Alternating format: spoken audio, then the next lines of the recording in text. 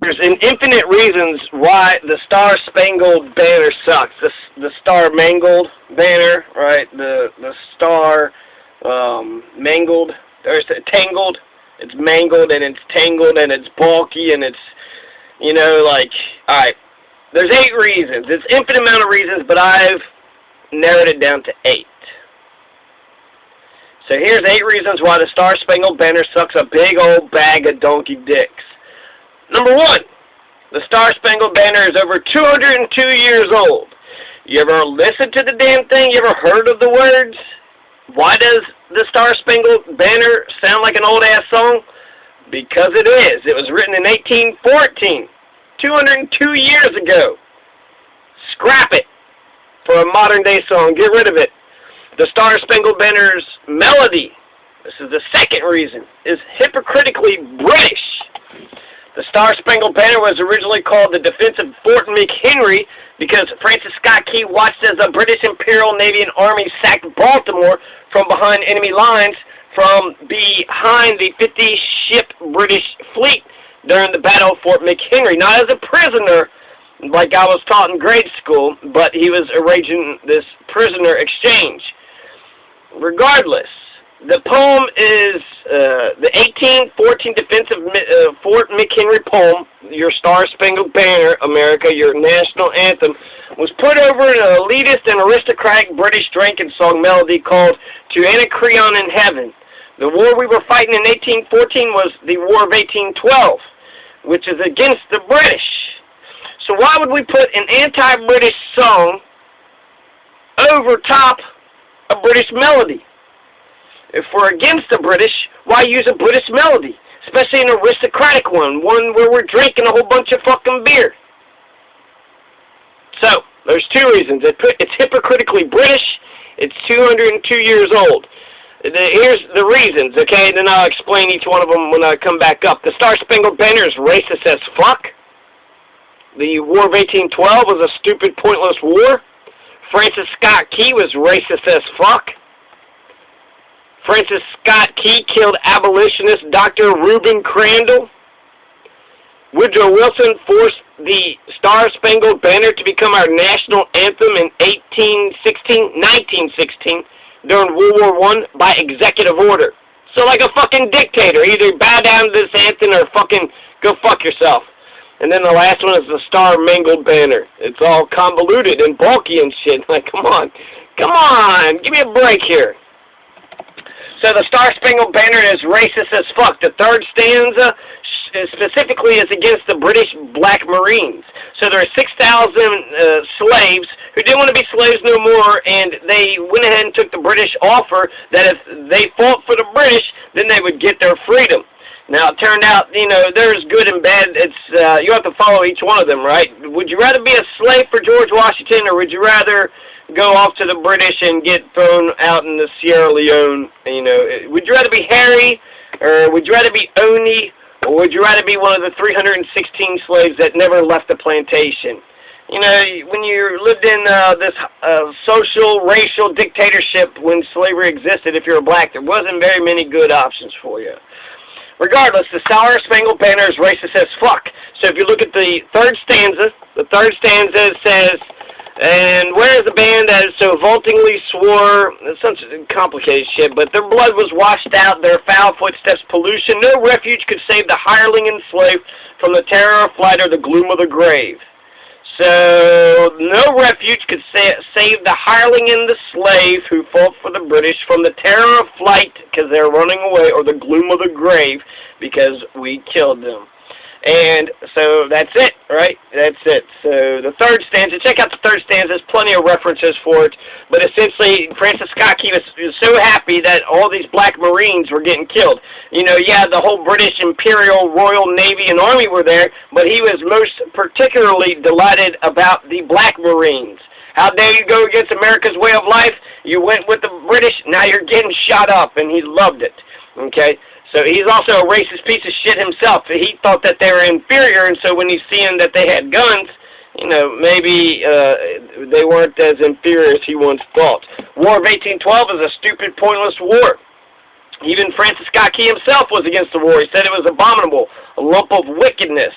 And it's not just 1812, 1813, 1814. That's when he wrote the song. And then 1815, then the Treaty of Ghent was signed. But the United States tried to take over Canada. We failed. And then Canada actually still celebrates this war as one of their founding nationalistic wars. Hey, remember that war that we fought for our freedom? Remember that national war when we Canadians kicked the shit out of the Americans? Yeah, the War of 1812, that's right. The White House, the President's House, the Library of Congress was burnt down. Washington, D.C., the city itself is sacked. In fact, right before that had happened was the Bladensburg battle, and the Bladensburg battle was where Francis Scott Key was a lieutenant, and he was fighting against the Black Marines, and he got his ass kicked. In fact, they all were running. That's why they call it the Bladensburg runs, because not only did they get their ass kicked, but they were all running. And then they sacked Washington, D.C., burnt down the White House, and then they went to Baltimore and sacked Baltimore. And then that's when he wrote his poem. Not as a prisoner of war, but as, you know, a protected military diplomat working on a prisoner exchange for William Beans. Another horrible thing about the War of 1812, two biggest things that I think about with the War of 1812 is the White House was burnt down. That's some pretty, you know, significant shit, probably the worst fucking military loss ever in America's history. And then Tecumseh was killed. Fucking Tecumseh. And a whole shit ton of other Native Americans, such as the Creek Red Sticks, and the Ojibwe, the Kickapoo, the Mascoutins, the Sauks, and some of the other ones. So they were killed essentially so white people could settle on Ohio, Illinois, Indiana, Michigan, Wisconsin lands. Then the Treaty of Ghent, okay, so it's a stupid, pointless war. Very pointless, because everything goes back to the way it was before. The Treaty of Ghent was where the British and the United States agreed to end the war, status quo ante bellum. And that's a Latin phrase, which means the way things were before the war. Status quo ante bellum. The War of 1812 was a tie. It was a stalemate, if you want to call it that. We were the aggressors. We tried to invade Canada, didn't get it, killed Tecumseh. And so a lot of treasure, a lot of blood was lost. But essentially, if you want to be specific, it was a tie. It was a stalemate. So there is no, you know, the oppressors, they lost nothing. The borders were the exact same. Nothing, you know, changed whatsoever, fucking ever. Except for 60% of Kentuckyans. The 60% of the casualties were Kentuckians. So a lot of Kentuckians lost their lives because of Henry Clay's war. So, yeah, great senatoring job there, Henry fucking Clay, who owned 6 fucking slaves. Francis Scott Key was racist as fuck. Okay, so he was a racist himself. So no, it's not a big surprise that he wrote a racist song. He said black folks are a distinct and inferior race of people which all experience proves to be the greatest evil that afflicts a community. The greatest evil that afflicts a community, the greatest. Nothing is worse than the intermingling of the races for Francis Scott Key. He owned 1 slave in 1800, then he owned 6 slaves in 1820.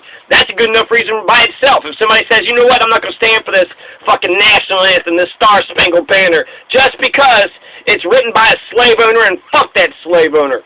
That's a good enough reason for me. I'm not going to force you to fucking stand for some dumb shit.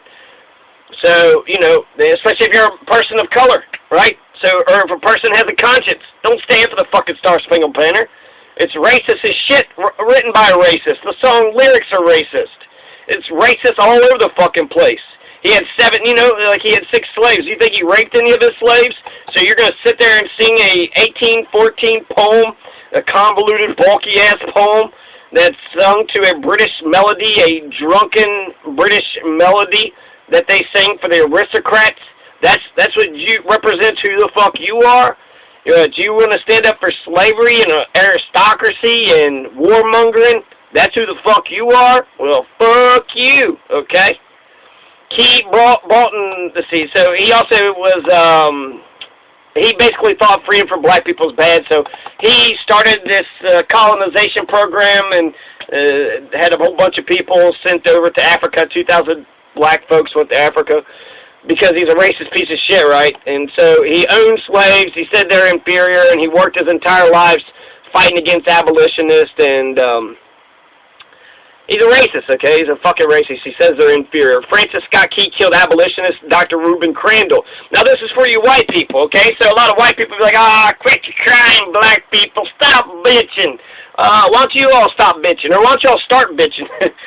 Actually, you need to start bitching because after this Snow White race riots, 1835, Francis Scott Key sends 3 constables. He sends slave catchers out to search Dr. Reuben Crandall's house, who's a white doctor. He's a abolitionist, too, but he was more against prohibition, not about abolition.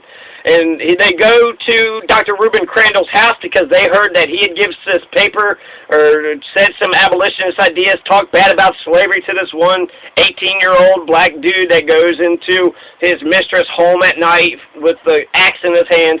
Whether he tried to kill her, didn't try to kill her, nobody really fucking knows. And then it starts this racist riot where a bunch of white people go around burning houses and schools and churches and buildings of free blacks and of like the successful, wealthy free blacks.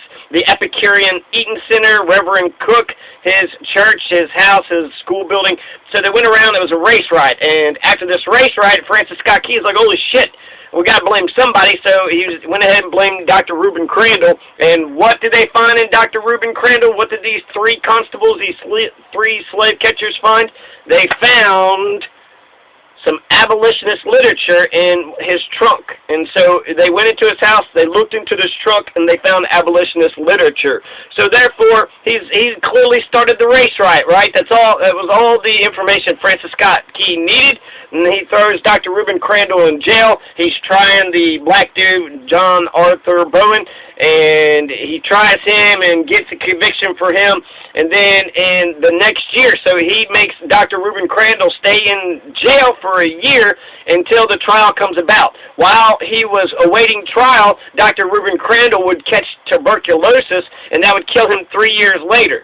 Dr. Reuben Crandall died in Jamaica just 11 days after his 32nd birthday, and the jury acquitted him. The jury allowed him to go and live his life. But even though Francis Scott Key wanted him hung for having this abolitionist literature that supposedly sparked this race riot, oh my God, if you say that, slaves or black people have human rights, then there might be a Nat Turner rebellion. You don't want no Nat Turner rebellion, so you can't say nothing. You got to keep your mouth shut. Keep your fucking mouth shut. I mean, that's all he had. It wasn't even freedom of speech. It wasn't even circulation. It was having possession of papers inside your house, and it was a show trial. So a prosecutor, overzealous prosecutor maliciously prosecuting motherfuckers.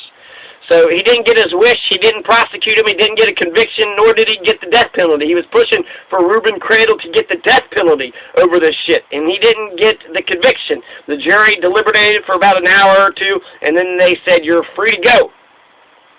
But, like I said, he had caught tuberculosis, and then eventually 1 or 2 years later, he died. So, Dr. Reuben Crandall's blood is on Francis Scott Key's hands. Francis Scott Key is not a good fucking guy. He's not a good fucking guy by any stretch of the imagination. The 7th reason, the second to last reason, why the Star Spangled Banner sucks a bunch, big old bag of donkey dicks. Woodrow Wilson forced the Star Spangled Banner to become our national anthem during 1916 during the World War I by executive order. And World War I, this is when Woodrow Wilson forces Eugene Debs to go to prison, to go to jail for years because he spoke out against World War I. Even when he let some of them out, he wouldn't pardon Eugene Debs, and it had to be the Warren Harding administration, the next administration, that would actually pardon Eugene Debs. Well, Woodrow Wilson, he killed all the labor movements, the socialist movements. There was a big Red Scare. He's the one that started J. Mitchell Palmer, the Palmer raids for the Red Scare, and that's where J. Edgar Hoover, he was an apprentice in the Mitchell Palmer office. So that's it has its origins there. There's the Creel Commission. There was the there's so many fucking things. He was a racist. He desegregated his office. He was an imperialist. He invaded Haiti. He invaded Mexico, Veracruz. He invaded World War I. And then what was the other thing I was thinking of? He had The Birth of a Nation. He said it was like writing history with lightning. And the Federal Reserve. He come up with the Federal Reserve. That was our banking system, right? We couldn't have a national bank, so he come up with a private bank that essentially serves as a national bank, but we're not allowed to audit its books. They can do as the fuck as they please, which that's awesome, right? So he forced it. He forced that shit down our fucking throats. The Creel Commission is essentially, we can't control Americans by force anymore. We got to manipulate them. The manufacturing of consent all comes out of the Creel Commission. And the Creel Commission is like, well, we got to put out propaganda. We got to say that our nation is the greatest. We got to make those bastards stand up during the national anthem. And if anybody doesn't stand up, well, we got to make sure that they're shitty to that one person. You know, they'll do it by choice. You don't have to be like North Korea and force everybody to sing the damn things. They'll fucking do it themselves. Like a bunch of jingoistic assholes. Like a bunch of overly patriotic fucking dorks. Like a bunch of pieces of shit, low-life motherfuckers. They'll do it on their own. So it's by executive order, by the dictator, by the monarch, by the, you know, mein Führer. You better do as the fucking as Woodrow says, or else you're a goddamn traitor. And then the last, but not least reason, the Star-Mangled banner, the Star-Tangled banner. It is so bulky and convoluted and it's drunk. Besides the very last line of the first stanza, you know, the words, on the land of the free, and the home of the free. That actually is a good line. I do enjoy that line. But besides that, it's so bulky and confusing. People don't even know what the fuck it's talking about. And so you're going to tell me that a bunch of jingoistic redneck assholes knows what the fuck all these phrases in the song mean? Yeah, okay, what's a rampart? Okay, smart guy, what the fuck is a rampart? Now you're sitting there, one of the lines that says the ramparts, we're looking over the ramparts or some shit, and it's gallantly streaming. So the rampart is gallantly streaming. What's gallantly streaming? Do you even know what the fuck I'm talking about? This is the first stanza, so I'm not even saying the third or the fourth or the second. This is in the first one. What's a rampart? Well, I looked it up, and it's a fucking wall, okay? So he's looking over the rampart, and what's gallantly streaming? It's a flag. The whole thing's about the fucking flag. And, but you didn't know what a rampart was. Don't even fucking tell me you did. And here, let me just talk to you and tell me if you understand what the hell I'm saying. Where's the foe's haughty host and dread silence reposes? And where is that band who so valiantly swore that the havoc of war and the battle's confusion, a home and country, should lead us no more? Okay, well, I doth wave goodbye now. I doth wave goodbye. My God, what fucking, this is like 16th century English. So, you know, because it's so convoluted, the Star-Mangled banner, as it fitfully blows, half conceals, half discloses, now catches the gleam of the morning's first beam. Right, there's, okay, yeah, so essentially that's it. Those are the 8 reasons why I think it's fucking stupid. I think Uncle Sam, goddamn, Amazing Grace, America, fuck yeah, Gangsta's Paradise. Which side are you on? G-Eazy's Me, Myself, and I, Alessa Cars here, and Tupac and Bone Thugs, Thug Love.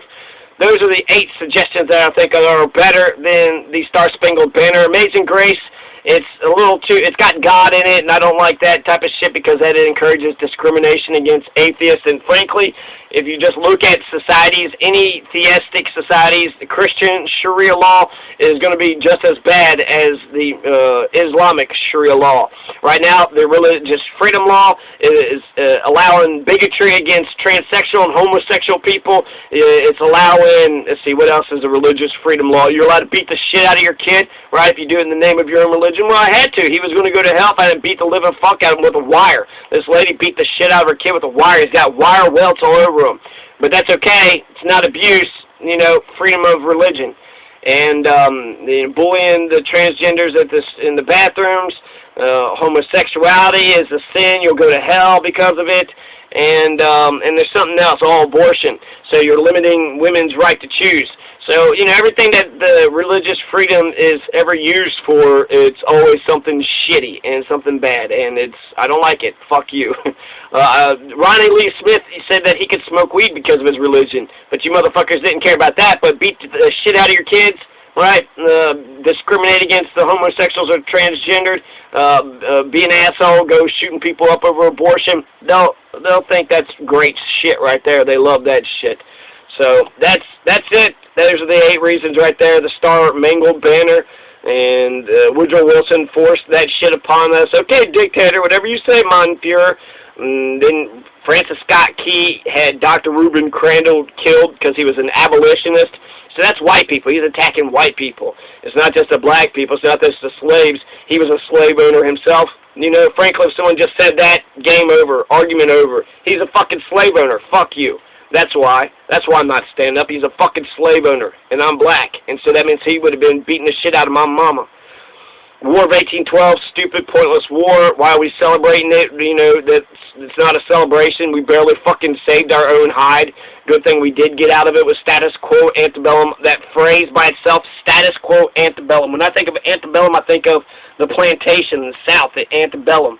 But status quo, so essentially status quo, keep everything as is, antebellum, back then. Keep everything as it was back then. Status quo antebellum.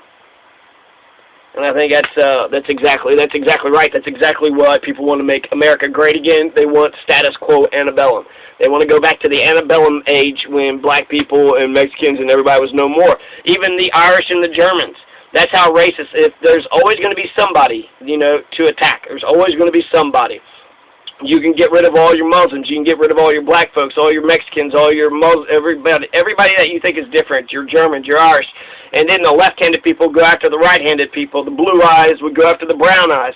And the talls will go after the shorts. The fats will go after the skinnies. There will always be somebody that says they're different than us. The other. The other. We need to attack the other. We need a scapegoat. Always going to be a scapegoat until we can say, hey, let's not scapegoat each other no more.